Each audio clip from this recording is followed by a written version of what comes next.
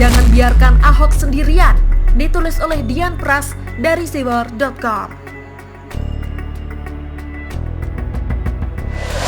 Sebelum kita lanjut, jangan lupa subscribe dan nyalakan loncengnya agar Anda menjadi yang pertama mendapatkan informasi dari jurnal terupdate.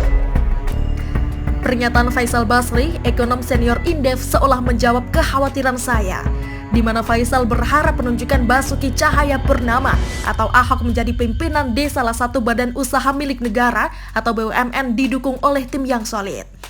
Sedikitnya saya setuju dengan apa yang dikatakan oleh ekonom senior ini. Faisal berharap Ahok tidak bekerja sendirian dalam mengubah kinerja perseroan yang akan dipimpin. Kalau tanpa tim, ya berat. Ahok itu bukan malaikat, tapi roh Ahok bisa menjadi motor perubahan. Tapi itu juga nggak cukup, syarat perlunya harus dipenuhi. Kata Faisal ditemui seusai menghadiri Kongko Bisnis Pas FM di Jakarta pada Rabu 20 November 2019. Ya, orang hebat bisa jadi tersandra kalau sistemnya sudah berat. Jadi tidak bisa satu orang saja, jadi harus tim, lanjutnya. Tidak ada yang sanksi dengan kinerja Ahok. Ahok begitu cepat belajar tentang apapun. Bagaimana cepatnya Ahok mengetahui mafia anggaran yang bermain di APBD. Cerdasnya Ahok membangun simpang susun Semanggi tanpa membebani APBD dan tanpa utang, tapi justru dengan dana kompensasi atas kelebihan koefisien luas bangunan atau KLB. Hal itu sungguh luar biasa. Ahok memang cerdas, cekatan, belajar cepat dan bertindak cepat tanpa menabrak undang-undang yang ada. Jarang ada pemimpin yang seperti itu. Sayangnya, banyak yang tidak suka tipe pemimpin model begini, apalagi mereka yang terbiasa nakal dan nyaman dalam gerombolan pusaran mafia. Nama Ahok seolah menjadi sosok yang ditakuti dan ditolak oleh mereka yang terindikasi bermental maling. Siapa yang tak tahu bagaimana garangnya Ahok menghadapi mafia anggaran di Pemprov DKI. Berjalan sendirian pun seolah dilakoni tanpa takut apapun juga. Entahlah, saya sendiri ada kekhawatiran Ahok akan mendapat nasib yang sama dari perlawanannya di DKI dahulu. Mulai dari demo berjilid-jilid dan berakhir di ujung vonis hakim.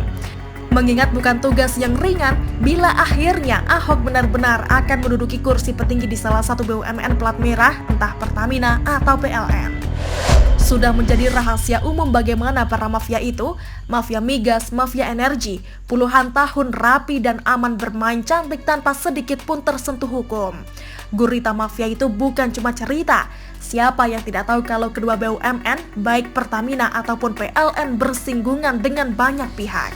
Di antaranya investor dalam dan luar negeri, sesama perusahaan BUMN, dan terakhir sudah tentu partai politik.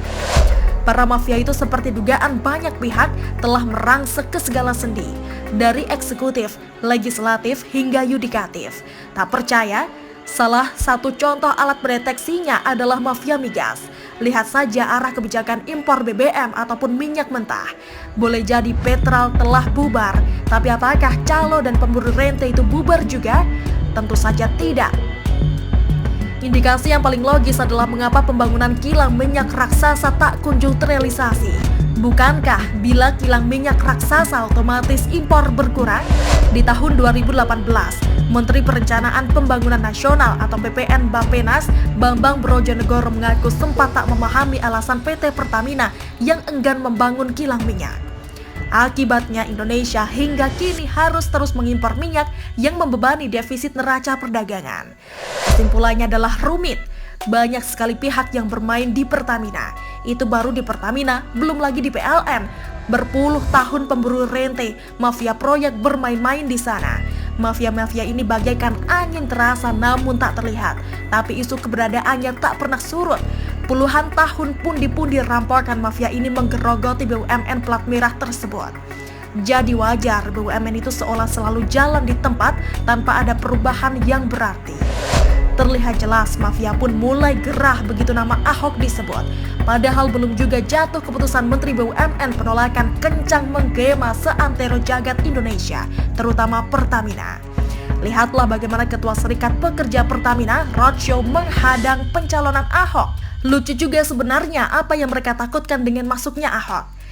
Menjadi tanda tanya besar kalau memang Pertamina baik-baik saja. Ini baru awal perlawanan mereka kepada Ahok. Apapun itu, Erick Thohir diharapkan loyal dan mampu menerjemahkan keinginan dari Presiden Jokowi. Jangan gentar terhadap apapun juga, termasuk jangan membiarkan Ahok sendiri.